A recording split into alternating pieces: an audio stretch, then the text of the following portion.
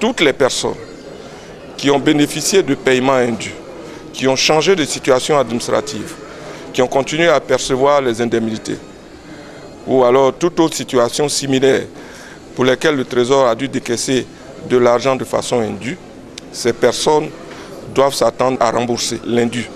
C'était en mai 2017. Le directeur général du Trésor et de la comptabilité publique engageait ses collaborateurs à recouvrer la totalité du trop perçu. Au 31 décembre dernier, les résultats étaient satisfaisants. Nous avons pu augmenter les recettes, sont passées d'environ 500 millions à 1,3 milliard de recettes. Au total, sur un objectif de 123,602 milliards de francs CFA, concernant les recettes non fiscales en 2017, 126,663 milliards de nos francs ont été mobilisés pour un taux de réalisation de 102,48%.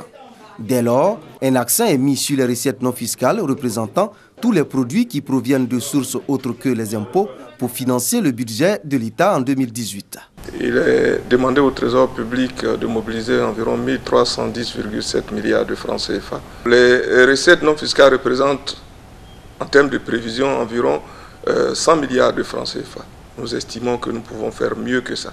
Cela nécessite la mise en place de mécanismes efficaces et innovants pour résoudre tous les problèmes liés au recouvrement des dividendes versés par des entreprises dont l'État est actionnaire, des produits des pénalités et frais de poursuite, des sanctions et surtout des amendes et condamnations pécuniaires.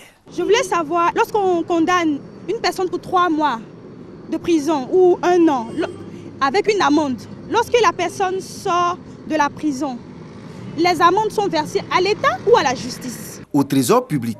Donc, dans la caisse de l'État, répond l'agent comptable des créances contentieuses. Le taux de recouvrement est encore très faible. Près de 5 milliards d'amendes sont prononcées. Pour l'année 2017, nous avons recouvré 6 millions. Lorsque les prisonniers sortent, il est difficile de les localiser pour pouvoir payer leur amende. Il y a vraiment de réels problèmes. Mais nous allons essayer ensemble avec le ministère de la Justice prendre des dispositions pour qu'on puisse vraiment recouvrer cette recette. Autre défi, l'augmentation des recettes au titre des amendes forfaitaires. Ce sont des sommes à régler dans un bref délai à la suite de certaines infractions relatives à la circulation routière et sans passage par le tribunal.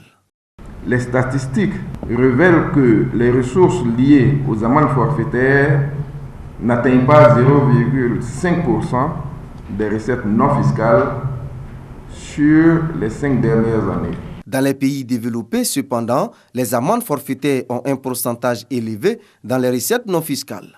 Par exemple, en France, avec 26 millions de contraventions dressées en 2015, l'État a récupéré 1096 milliards de recettes à partir des amendes forfaitaires, soit 0,45% des recettes non fiscales pour la seule année contre 0,5% sur 5 ans en Côte d'Ivoire. On regarde du côté des pays développés et on se rend compte que là-bas, les amendes sont relativement élevées pour permettre vraiment aux usagers contrevenants de sentir effectivement la sanction. Mais mieux, les forces de l'ordre disposent de moyens techniques et technologiques vraiment modernes pour faire leur mission. L'État doit continuer son effort de pouvoir promouvoir les TIC dans les paiements et de le faire systématiquement. Le paiement des taxes par mobile money. Beaucoup d'Ivoiriens proposent cette solution au regard des questions qu'ils se posent. Il y a beaucoup de taxes sur le marché, ces différentes taxes-là. Chacun de nous les paye 7, mais on ne sait pas où ça va. Ces recettes collectées par les mairies sont reversées dans une caisse commune au Trésor public. Toutes ces recettes-là sont versées dans un panier. Par un arrêté interministériel, il y a une clé de répartition qui n'est pas vraiment fait pour inciter les collectivités à s'engager et à donner beaucoup de moyens et à aller encore plus loin dans l'effort que nous faisons pour le recouvrement de ces recettes fiscales. Les communes d'Abidjan, environ 44%. Les communes de l'intérieur, 18%. En dehors de la commune de Yamoussoukro et San Pedro, tu as un régime spécial. Et les régions ont 13%. Et les districts, 25%.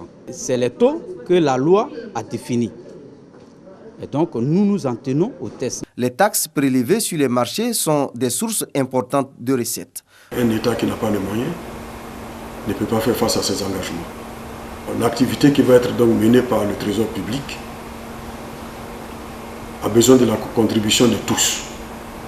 Faire en sorte que les recettes fiscales, les recettes non fiscales soient recouvrées par les comptables publics et acheminées vers la caisse centrale du Trésor public, et ensuite le Trésor va utiliser ces ressources pour faire face à l'ensemble des engagements de l'État.